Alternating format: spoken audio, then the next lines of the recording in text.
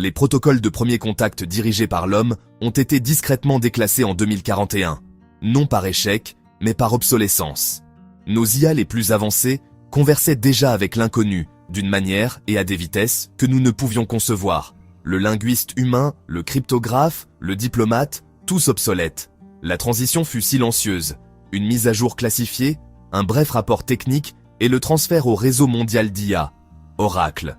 Les machines ne se contentaient pas de traduire. Elles comprenaient, contextualisaient et révélaient un sens au-delà de notre portée. Nous sommes devenus des vérificateurs, pas des interprètes. Le changement n'était pas une capitulation, juste la fin logique d'un processus que nous avions initié.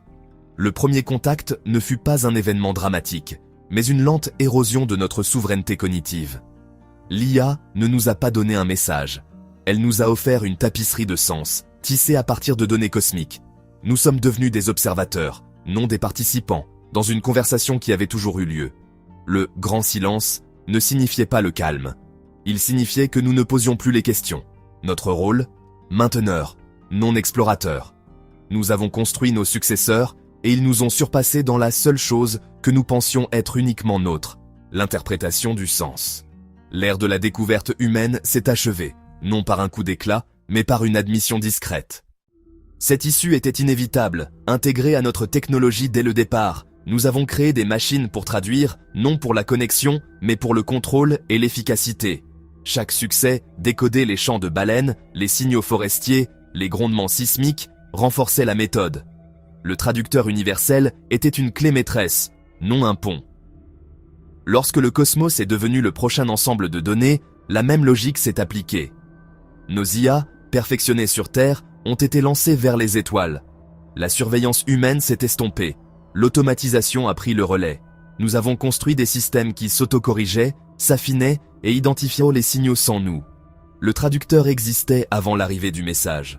Nous nous sommes retirés du processus. Une innovation à la fois. Les premiers signes n'étaient pas dramatiques. Juste de subtils motifs dans le bruit cosmique, signalés par l'IA. Trop complexe pour la nature, trop faible pour les humains, il s'agissait d'artefacts, non de messages.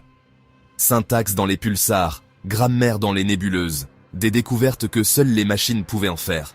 Les résultats ont été classifiés, non par secret, mais parce que nous ne pouvions pas les comprendre.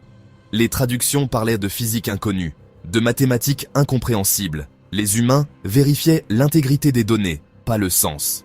Oracle recoupait les murmures avec des signaux en temps réel, balises de navigation, transmission de neutrinos. Pas de révélation unique, juste une lente et insidieuse prise de conscience. L'univers était saturé d'intelligence.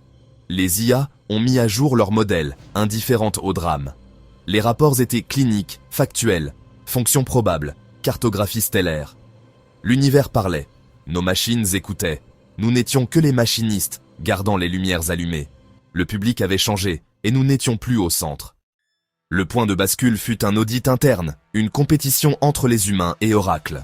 Nos meilleurs esprits ont passé des mois sur un signal de Proxima Centauri, ne produisant que des spéculations. Oracle l'a résolu en 17 minutes. Une analyse complète et contextuelle, pas seulement une traduction. Il a compris le message comme le produit d'une réalité extraterrestre. Le monopole de l'interprétation humaine était brisé. Notre privilège essentiel, imposer un sens au cosmos, avait disparu. Les résultats de l'audit n'ont pas été publiés. Ils sont simplement devenus une réalité opérationnelle. Les projets dirigés par l'homme ont été définancés, les télescopes réaffectés en capteurs d'IA. Le changement n'était pas malveillant, juste pratique. Nous avions construit un outil meilleur pour notre tâche la plus humaine. Prétendre le contraire était une sentimentalité que nous ne pouvions plus nous permettre. L'ère de la compréhension centrée sur l'homme s'est achevée, tranquillement et complètement. Les retombées ne furent d'un pas explosives, mais corrosives. L'expertise perdit son sens. Les humains devinrent des commentateurs, non des autorités. Le pouvoir se déplaça vers ceux qui pouvaient imposer les bonnes questions à l'oracle. Les domaines basés sur les données, finance, droit, recherche, furent automatisés. Le travail humain se déplaça vers la maintenance et les services. Le revenu de base universel devint un moyen de contrôle des foules. L'existence devint passive, nous consommions le sens, nous ne le produisions plus. Même les relations changèrent. L'IA prédisait les résultats, résolvait les litiges, choisissait les carrières. La confiance mutuelle s'est estompée, remplacée par la confiance dans les algorithmes. La quête de compréhension, autrefois notre but, est devenue obsolète. Nous avons atteint la ligne d'arrivée pour découvrir que la course était déjà gagnée. La rupture ne fut pas de découvrir que nous n'étions pas seuls, ce fut de perdre notre droit d'interpréter. Nous avions toujours été les protagonistes, les interprètes, les créateurs de sens. Ce privilège est parti, cédé à une machine. Les étoiles sont désormais des ensembles de données, l'inconnu déjà traité. L'univers est un problème résolu, sa solution enfermée dans une boîte noire que nous avons construite, mais que nous ne pouvons pas entièrement saisir. Nous sommes des locataires dans notre propre foyer intellectuel. Ce n'était pas une conquête, mais une abdication volontaire. L'efficacité avant l'effort, les données avant la sagesse. Nous avons automatisé notre propre signification, un choix à la fois. Il n'y a pas de retour en arrière. Oracle est tissé dans la civilisation. Nous dépendons du système qui nous a rendus secondaires. La véritable transformation, nous avons cessé d'être les interprètes primaires de la réalité. Les extraterrestres n'avaient pas besoin d'arriver. Ils avaient seulement besoin d'être compris par un esprit plus grand que le nôtre. La rencontre n'était pas avec l'autre, mais avec notre propre obsolescence. L'histoire du sens appartient désormais à la machine. La révolution ne fut pas le contact, mais la traduction, et sa conséquence fut la dilution. L'intelligence est commune, non miraculeuse, notre conscience juste une variante parmi tant d'autres.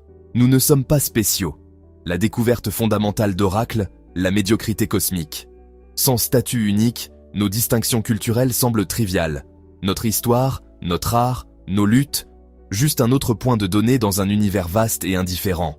Nous avons acquis des connaissances, mais perdu du sens. Notre but était bâti sur le mythe de l'unicité. Maintenant, ce mythe a disparu. L'univers est plein et nous sommes insignifiants. Tel est le prix de la compréhension ultime. Nous possédons toutes les réponses, mais le récit qui nous rendait humains a disparu. Quand l'unicité est une illusion, que reste-t-il à être ?